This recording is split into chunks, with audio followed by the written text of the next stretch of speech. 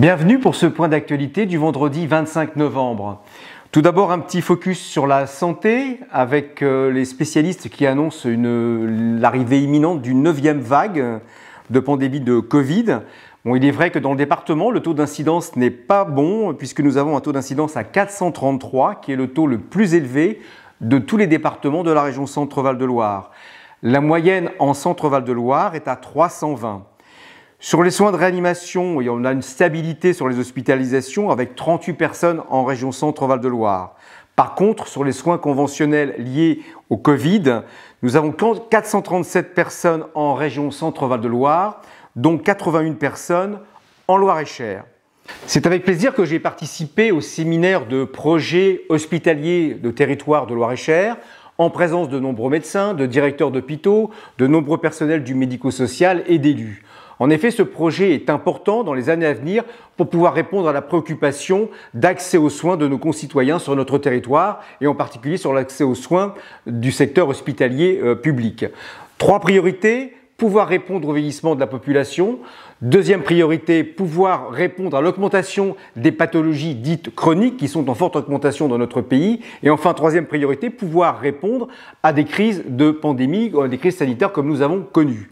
Donc différents échanges ont eu lieu pendant ce séminaire, des échanges très intéressants et très porteurs. C'est un projet primordial pour notre territoire et en particulier pour la santé hospitalière. Aux côtés de notre préfet, du président du CASDIS, Philippe Sartori, et du directeur du service d'incendie, le colonel Magny, nous avons assisté à la cérémonie de remerciement auprès des collectivités territoriales et des entreprises privées qui emploient dans leur personnel des sapeurs-pompiers volontaires.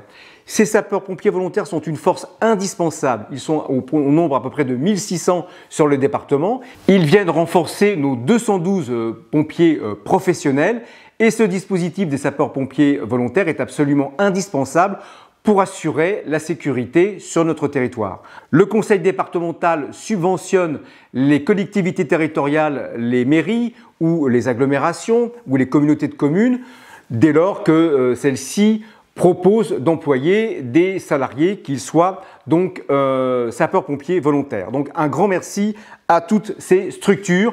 C'est indispensable pour la sécurité de nos Loir-et-Chériens. Nous sommes fiers d'avoir dans nos effectifs du département 19 sapeurs-pompiers volontaires. J'ai participé au 104e congrès des maires à Paris, un moment important pour l'ensemble des maires de France qui se réunissent pour échanger, pour participer à des débats, à des forums, à des discussions. Je tiens à remercier nos maires qui ont été au début de leur mandat très impactés dans la gestion de la crise Covid, puis maintenant avec la difficulté de la gestion de leur budget, augmentation des coûts de l'énergie, inflation galopante, donc beaucoup de difficultés pour nos maires. Je leur souhaite bon courage et détermination.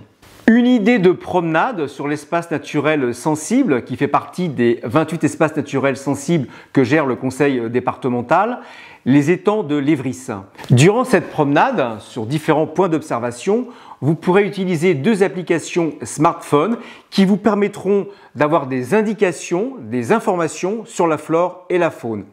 Une application spécifique pour les adultes et une application plus ludique pour les enfants, Guidigo. Je vous souhaite à tous un excellent week-end et à bientôt.